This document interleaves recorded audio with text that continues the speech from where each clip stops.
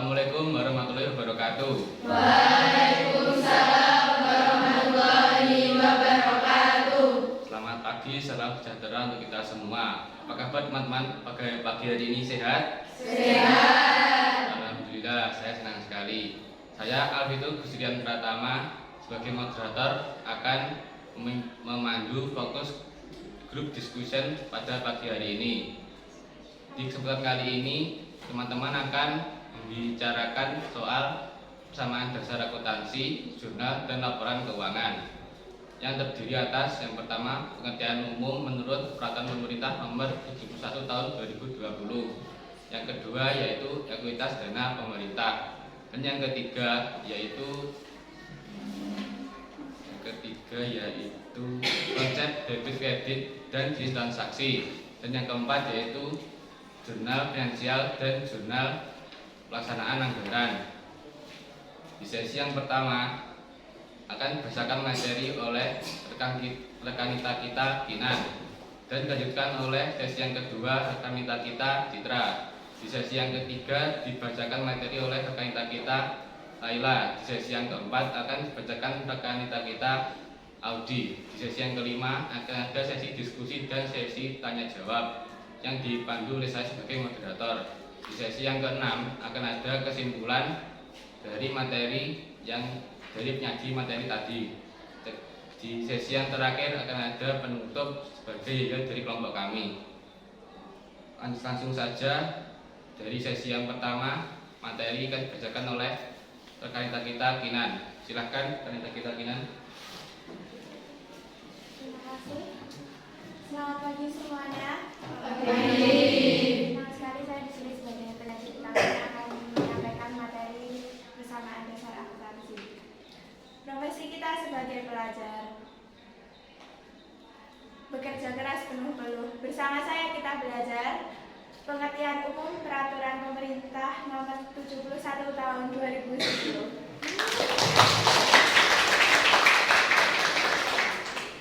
Untuk pengertian umum persamaan dasar akuntansi Nomor 71 Tahun 2010 terdiri dari yang pertama ada aset.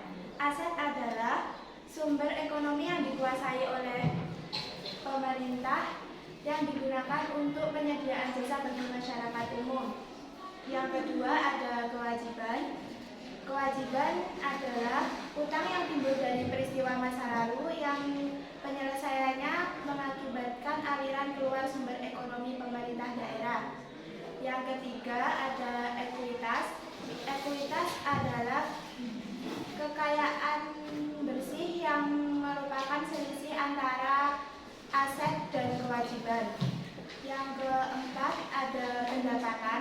Pendapatan adalah hak pemerintah yang pendapatan adalah hak pemerintah yang diakui sebagai penambah ekuitas pada tahun anggaran yang bersangkutan. Yang kelima ada beban. Beban adalah kewajiban yang diakui sebagai pengurang nilai kekayaan bersih.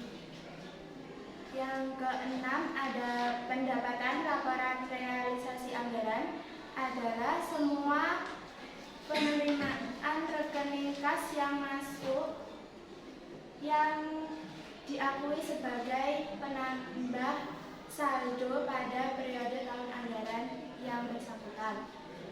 Yang ketujuh ada pendapatan laporan operasional. Pendapatan laporan operasional adalah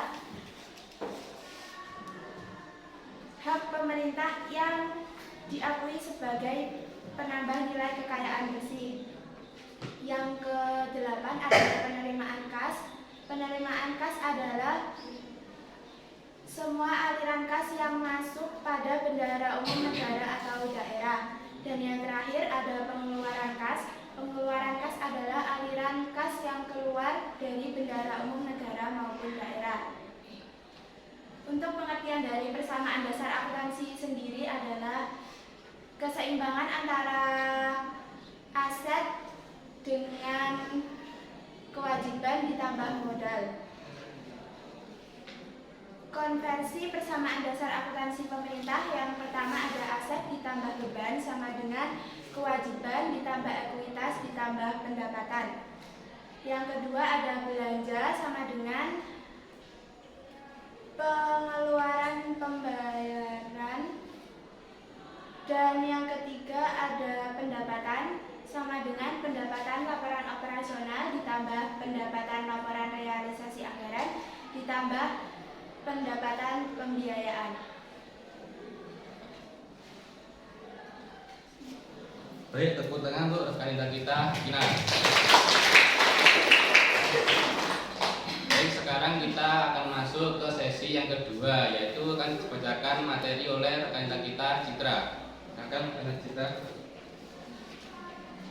Terima kasih atas waktu yang telah diberikan. Saya di sini Citra Indah Lestari sebagai penyaji kedua yang akan melanjutkan materi dari Rekanita Kinar.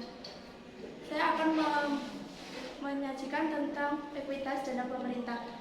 Ekuitas dana pemerintah dibagi menjadi 3 kelompok. Yang pertama ekuitas dana lancar, yang kedua ekuitas dana investasi, dan yang ketiga ekuitas dana cadangan. Ekuitas dana lancar merupakan selisih antara aset dan aset lancar dan kewajiban jangka pendek. Yang kedua, terdapat ekuitas dana investasi, merupakan kekayaan bersih pemerintah yang tertanam dalam kekayaan jangka panjang. Yang ketiga, terdapat ekuitas dana cadangan, merupakan kekayaan pemerintah yang dicadangkan untuk tujuan yang telah ditentukan sebelumnya sesuai peraturan perundang-undangan.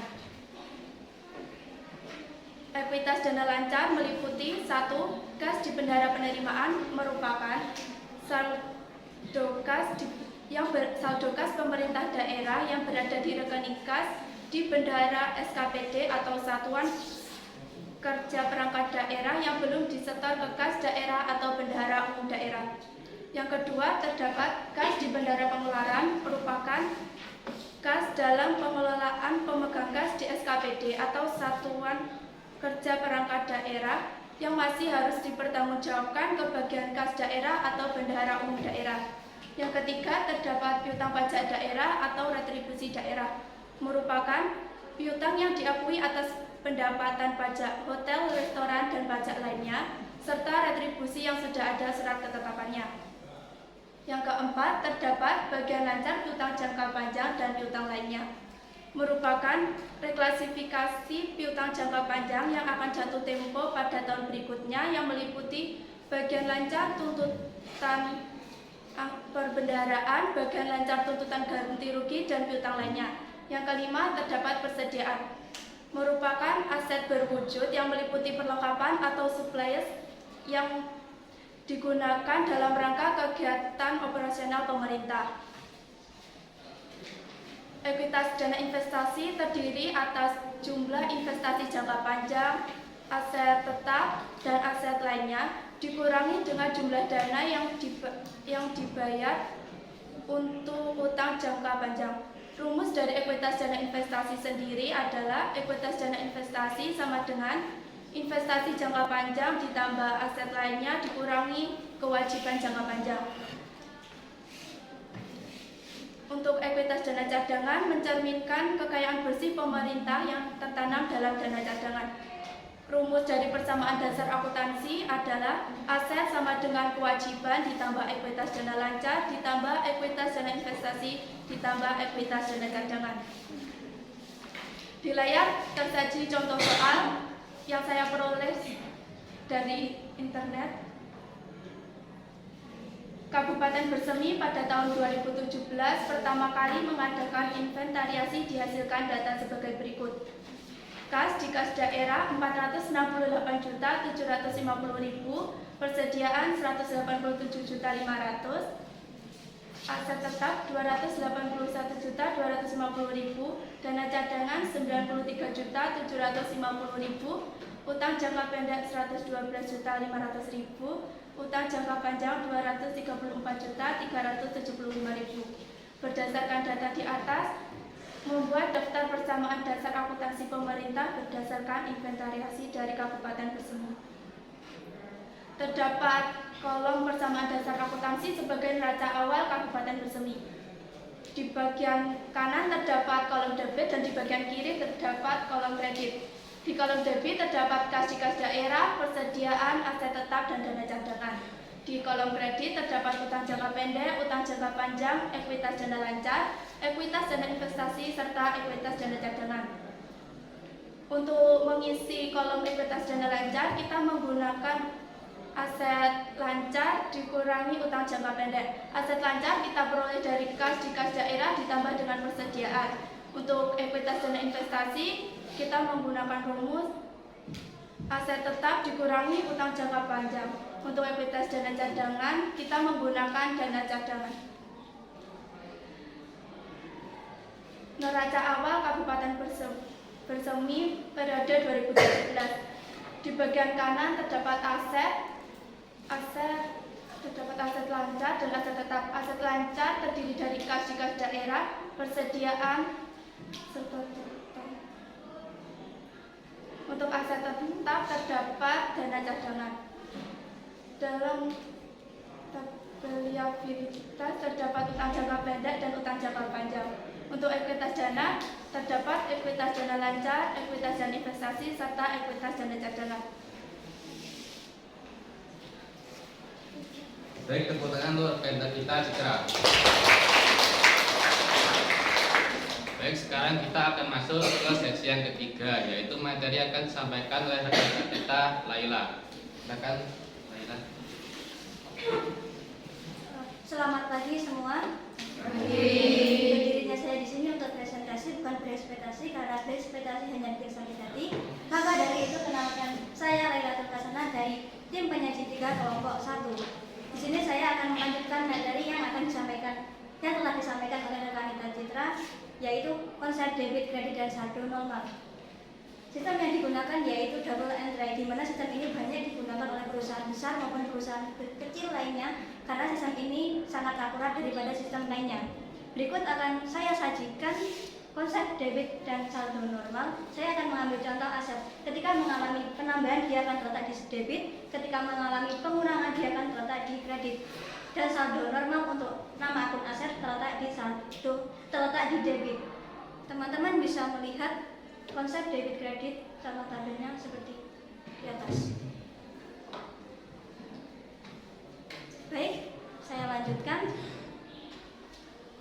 Jenis transaksi yang mengakibatkan pengurangan dari setiap nama-nama akun tersebut ada 8, yaitu 1. Pendapatan daerah, 2. Belanja daerah, 3. Pembiayaan daerah, 4. Transaksi selain kas, 5. Koreksi kesalahan dan penyesuaian, 6. Pengakuan aset tetap, 7. Depresiasi, 8. Transaksi yang bersifat accrual dan prepayment. Selanjutnya saya akan menjelaskan masing-masing dari jenis transaksi tersebut. Pertama, pendapatan daerah. Pendapatan daerah meliputi semua penerimaan uang. Saya ulangi, pendapatan daerah meliputi semua penerimaan uang melalui rekening kas umum daerah yang menambah ekuitas dana. Di proyektor terdapat sumber-sumber pendapatan daerah dibagi menjadi 2, yaitu 1. Pendapatan asli daerah, 2. Dana perimbangan. Contoh dari pendapatan asli daerah yaitu pajak retribusi, pajak daerah, retribusi daerah, dan bagian laba BUMD. Sedangkan dana perimbangan yaitu dana alokasi umum, dana alokasi khusus, dan dana perimbangan. Selanjutnya, yang kedua yaitu belanja daerah.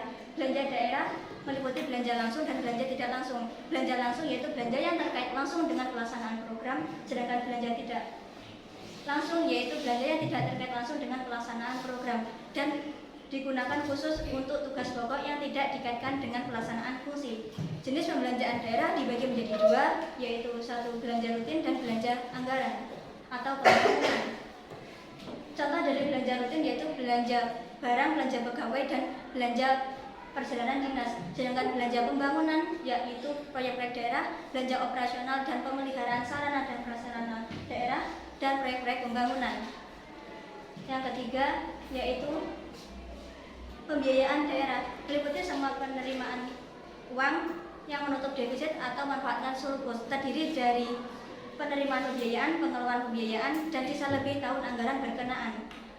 Yang keempat, transaksi selain kas, meliputi serangkaian proses selain kas atau kejadian yang terdiri dari koreksi kesalahan dan penyesuaian, pengakuan aset tetap, utang jangka panjang, ekuitas, depresiasi, transaksi yang bersifat akrual dan prepayment, dan hibah selain kas. Di sana terdapat contoh dari transaksi selain kas, yaitu transaksi koreksi kesalahan atas pencatatan sebelumnya atau penerimaan donasi dalam bentuk barang.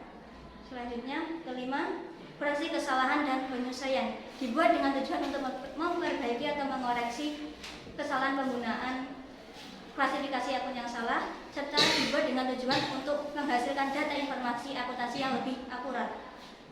Keenam, pengakuan aset tetap. Menurut Peraturan Pemerintah Nomor 71 Tahun 2010, pengertian aset tetap yaitu aset yang berwujud yang mempunyai masa lebih dari 12 bulan yang digunakan untuk kegiatan operasional pemerintahan.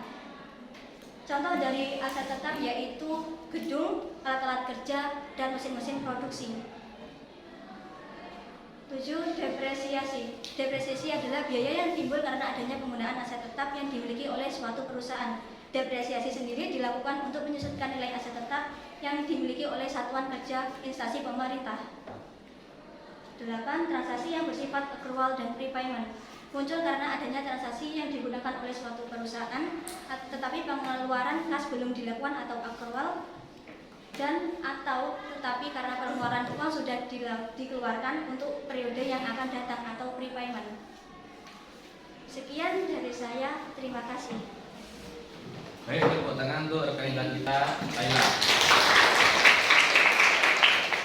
Baik, sekarang kita akan masuk ke sesi yang keempat, yaitu materi akan dibacakan oleh rekan kita, Audi. Silakan, rekan Audi. Selamat pagi. Di sini saya akan melanjutkan materi tentang jurnal finansial dan jurnal pelaksanaan anggaran. Untuk yang pertama adalah jurnal finansial, yaitu pencatatan berdasarkan basis aktual pada laporan operasional dan neraca yang untuk mencatat transaksi terkait aset, kewajiban, ekuitas, pendapatan, laporan operasional, dan beban. Untuk contoh jurnal finansialnya, tanggal 25 Januari 2019, transaksi pemerintah Kota Surabaya menerbitkan surat ketetapan pajak daerah atau SKPD berupa pajak restoran sebesar 3 juta yang merupakan pendapatan SKPD. Untuk jurnal finansialnya, tanggal 25 Januari 2019, piutang pajak daerah berada di debit 3 juta dan pendapatan pajak restoran LO berada di kredit 3 juta. Piutang pajak daerah berada di debit karena misalnya kita sebagai pemerintah Kota Surabaya masih menerbitkan surat ketetapan pajak daerah tetapi belum menerima sejumlah uang dari pajak restoran tersebut. Dan sedangkan pendapatan pajak restoran laporan operasional berada di sisi kredit karena saldo nettonya pendapatan berada di sisi kredit. Nah, yang kedua adalah jurnal pelaksanaan anggaran. Mungkin dari teman-teman ada yang tahu jurnal pelaksanaan anggaran itu apa? Ya. Jadi, jurnal pelaksanaan anggaran yaitu pencatatan berdasarkan basis kas pada realisasi anggaran sehingga dalam transaksi tersebut jika tidak melibatkan kas, kita tidak perlu melakukan pencatatan. Nah, untuk contoh soal yang pertama di sini saya ingin memaparkan contoh soal dari jurnal finansial tadi. Contoh jurnal finansial tadi, yaitu pada tanggal 25 Januari yang sebelumnya. Nah, pada tanggal 25 Januari 2019, transaksi pemerintah Kota Surabaya menerbitkan surat ketetapan pajak daerah atau SKPD berupa pajak restoran sebesar 3 juta yang merupakan pendapatan SKPD.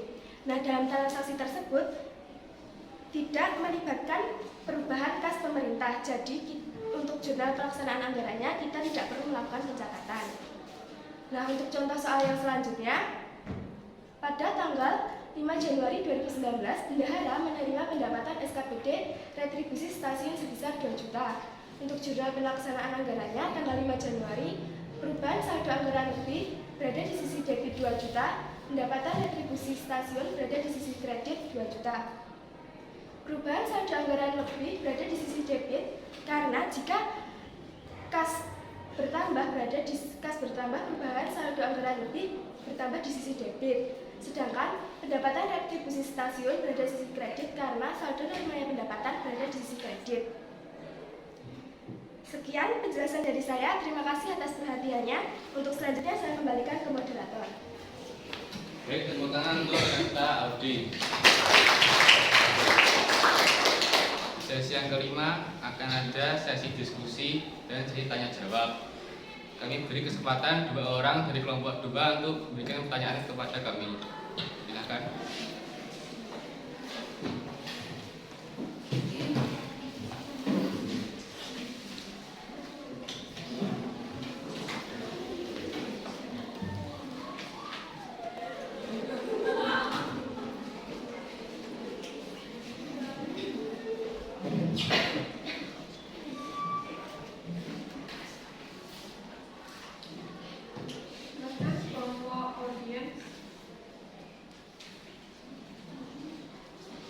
Oke,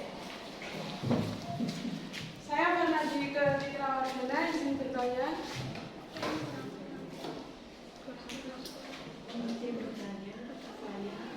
Ulangi, mohon izin bertanya. Saya Fernandi ke Citrawardana dari kelompok 2. Saya ingin memberikan pertanyaan kepada kelompok 1.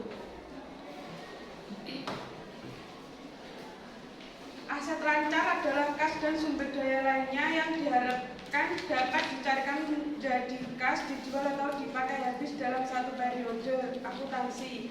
Apakah yang dimaksud dengan piutang retribusi daerah? Apakah terdengar dengan jelas pertanyaannya?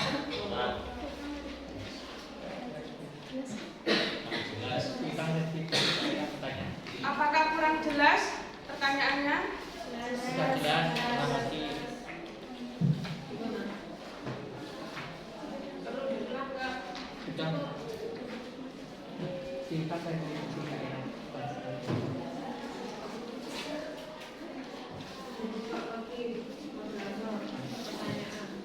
Baik, kita tampung dulu pertanyaan yang tadi. Kami beri kesempatan 2 orang lagi dari kelompok 2 untuk memberikan pertanyaan. Silakan kelompok 2.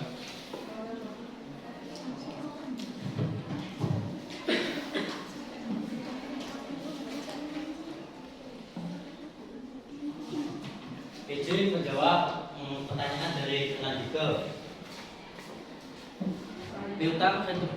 Piutang retribusi daerah adalah. Perkenalkan, nama saya Ahmad Apadi Sadiawan. Saya akan menjawab soal pertanyaan dari Fernandike. Piutang retribusi daerah adalah piutang yang berasal dari pungutan daerah sebagai pembayaran atas jasa atau pemberian izin tertentu yang khusus disediakan dan atau diberikan oleh pemerintah daerah untuk kepentingan orang pribadi atau badan. Apakah sudah cukup jawaban dari saya? Terima kasih.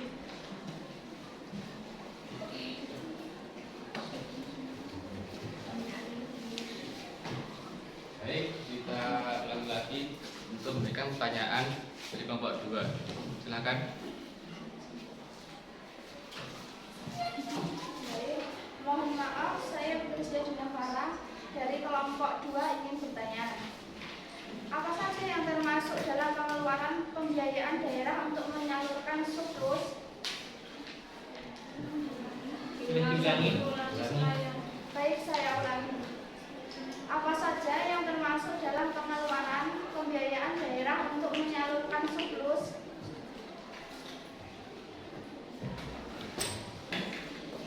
Apakah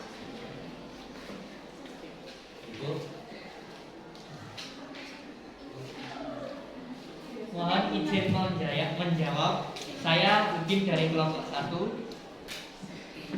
yang termasuk dalam pengeluaran pembiayaan daerah untuk menyalurkan surplus berdasarkan buku Erlangga, yaitu pembentukan dana cadangan, penyertaan modal atau investasi, pemerintah daerah atau Pemda, pembayaran pokok utang, dan yang terakhir yaitu pemberian pinjaman daerah. Bagaimana? Baik, jawaban sudah cukup. Terima kasih. Terima kasih.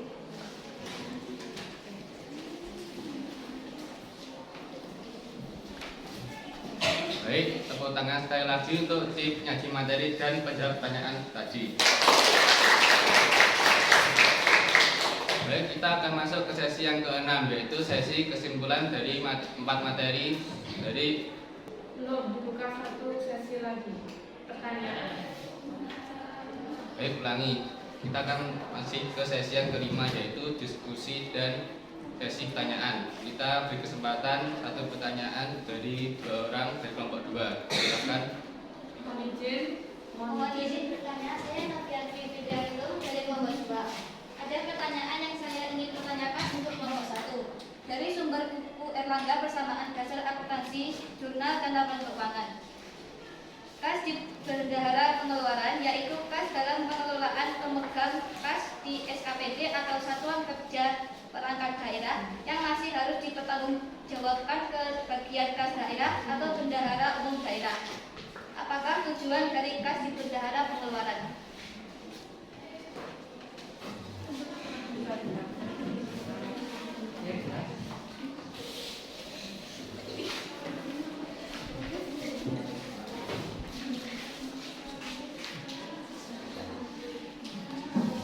Mohon maaf, izin menjawab. Saya Citra Dastari dari kelompok 1 akan menjawab pertanyaan dari Novia. Tujuan dari kas di bendahara pengeluaran biasanya dikeluarkan untuk keperluan pemberian biaya yang dibayar di muka untuk kegiatan belanja operasi dan belanja modal langsung. Apakah sudah cukup? Baik, jawaban sudah cukup. Terima kasih. Baik, terima kasih. Kita tepuk tangan sekali lagi untuk para pemateri.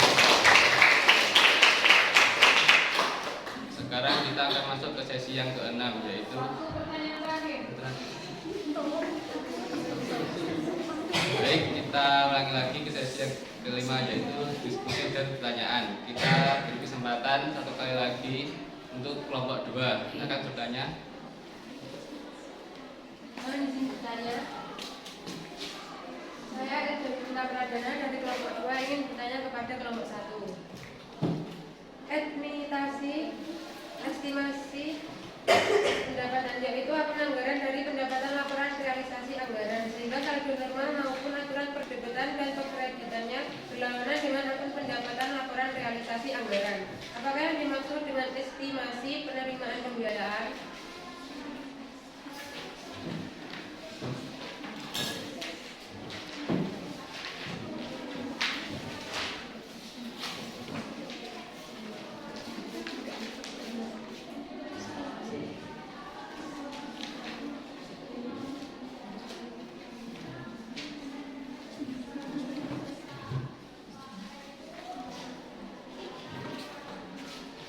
Izin menjawab. Saya Prasasti Dinarti dari kelompok 1 akan menjawab pertanyaan dari kelompok 2 Elga Nitangkabana. Penerimaan pembiayaan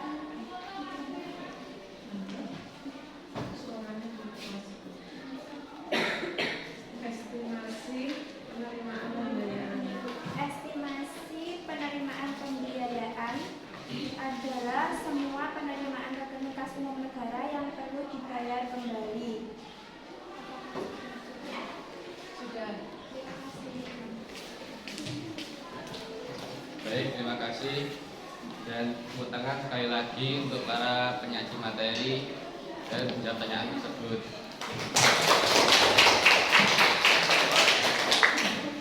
Baik, kita akan masuk ke sesi yang ke-6, yaitu sesi kesimpulan.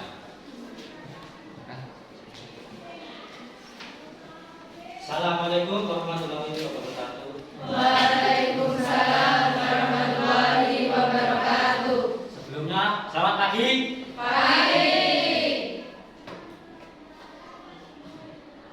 Dari 4 materi yang telah disampaikan kelompok kami menyimpulkan bahwa satu pengertian umum menurut Peraturan Pemerintah Nomor 71 Tahun 2010 yang berisi tentang aset, kewajiban, ekuitas, pendapatan, beban, pendapatan laporan realisasi anggaran, pendapatan laporan operasional, penerimaan kas, dan pengeluaran kas. 2. Ekuitas dana pemerintah yang terdiri dari ekuitas dana lancar, ekuitas dana investasi, ekuitas dana cadangan.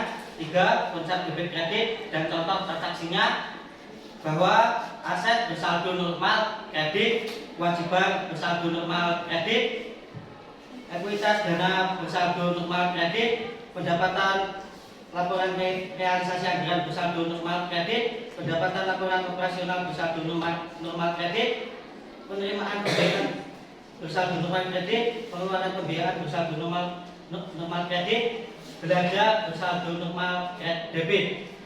4. Jurnal finansial dan jurnal anggaran. Jurnal finansial pencatatannya berdasarkan basis aktual pada laporan operasional dan neraca.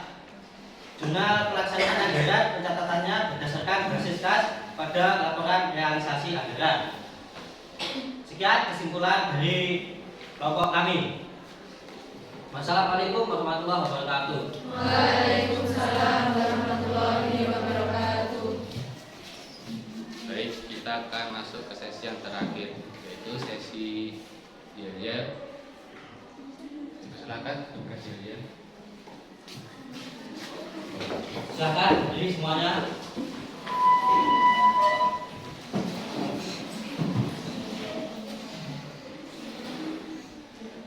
Siapa kita? Siswa SMK Siapa kita? kelompok 1. Jurusan yang paling keren. Akuntansi. Jurusan apa yang paling keren? Akuntansi. Akuntansi lah yang paling keren. Akuntansi berhubungan pemerintah. Yes. Akuntansi di instansi pemerintah. Yes. Akuntansi meningkat, mengolah dan mencatat yang berhubungan dengan pemerintah. Kelompok 1. Pemahamannya tinggi nilainya. Koop tenang. Baik, terima kasih untuk yang telah bertugas di kelompok yel maupun semua. Teman-teman yang berbahagia, alhamdulillah rangkaian sesi presentasi hari ini berjalan dengan baik. Dan terima kasih untuk yang sudah bertugas maupun audien yang telah menyimak dari hasil presentasi kami. Akhirnya saya Abdul Budian Pratama pamit undur diri. Kalau ada salah kata-kata maupun sengaja tidak sengaja, mohon maaf sebesar-besarnya. Itu kesepian, tak terkasih. Sekian, terima kasih. Wassalamualaikum warahmatullahi wabarakatuh. Waalaikumsalam warahmatullahi